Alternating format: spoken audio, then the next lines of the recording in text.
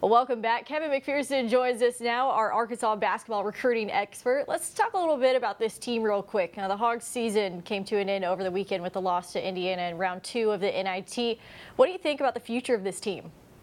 Well, I'll tell you what, life without Daniel Gafford, we got a glimpse of that. And assuming everybody's coming back, I thought Arkansas obviously showed well at Providence, got control of that game early, led pretty much from start to finish, and maintained a double-digit lead.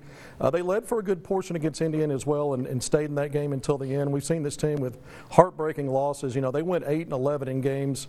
That's a total of 19 games that were 1 or 2 possession margins inside of 2 minutes, and so they just couldn't quite get over the finish line enough to be an NCAA tournament team.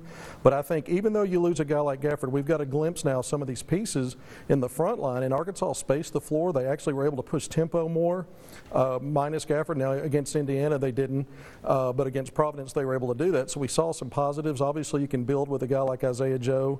He's all SEC caliber player. Arguably, as a freshman, was in that conversation, but made the all SEC freshman team. He's already all-time leader in three-pointers made in a single season in Arkansas. Against Indiana, he tied former Kentucky guard Jamal Murray for all-time three-pointers made in a season in the SEC. And so, but he does a lot more. He led the Razorbacks in steals, charges, deflections.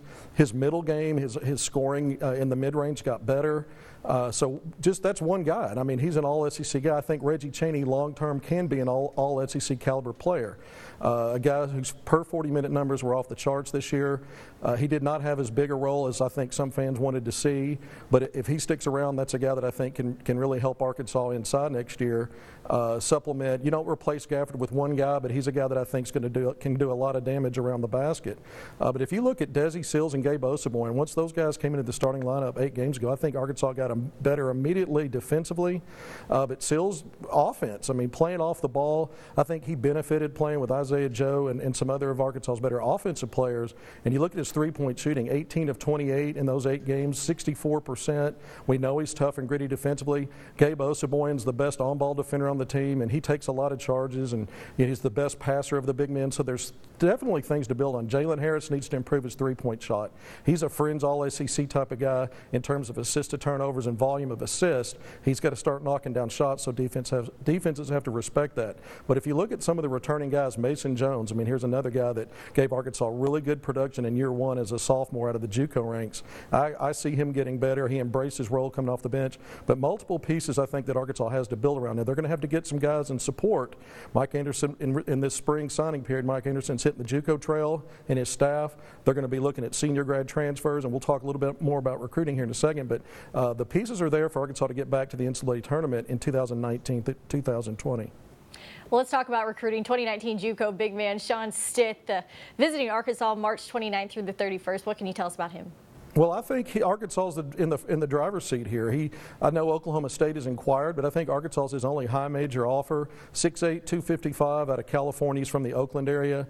I think Arkansas is the only official visit he has set up right now. Now, he's got some mid-major offers on the West Coast, but he's coming with his mom and his brother, and an official visit. We could see him potentially. I could see him committing on the visit or shortly after. Now, we'll see if he takes any other visits, but I do think Arkansas is in the driver's seat, and he's an inside-out guy, co-MVP in his conference in JUCO this past season. Arkansas needs to get better at the 4 spot with guys being able to knock down mid-range shots and play facing up with some ball skill, and I think this guy brings it, and he can play around the basket. Well, Raymond Hawkins, a forward center, has an offer from Arkansas and will announce on March 30th, but he's also been to visits for 2 other schools, just not Arkansas for some reason. Why is that? Yeah, he visited Buffalo and Arizona State. Those are 2 of his 3 finalists. In Arkansas, he has not taken a visit. And so if he's going to announce on the 30th, which is next Saturday, back in Oakland, that stands to reason if Arkansas is probably really in the picture, he needs to visit sometime during the midweek. We've seen football recruits sometimes commit to a team before they take their official visits. Doesn't really happen that much in basketball. I guess that's a possibility, but we'll see what happens with Raymond Hawkins. Well, TJ Cleveland was in Hutchinson, Kansas all week for the NJCAA tournament. Javion Hamlet, a 6'3" combo guard. Got a good look at him, right? Yeah, Arkansas's been looking at him for a while. Northwest Florida State, they were the top seed in that tournament. Originally started out at Motlow State, where Jalen Barford came from, and I know they stay in communication. Barford would like to see him in an Arkansas uniform.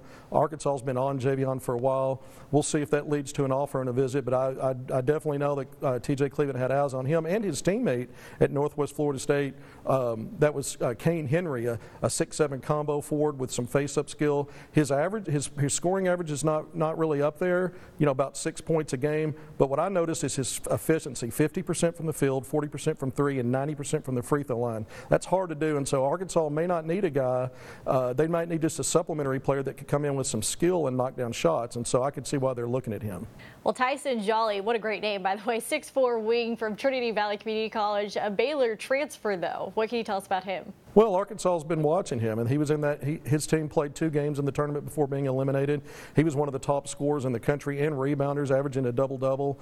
Put up big numbers in the 2 games they played this past week in Hutchinson. Just a guy that Arkansas's been keeping tabs on and has seen play multiple times now. So we'll see where that leads. Well, Kevin, thanks for your time. That is your Arkansas basketball recruiting report. We'll have more on the pig trail after the break.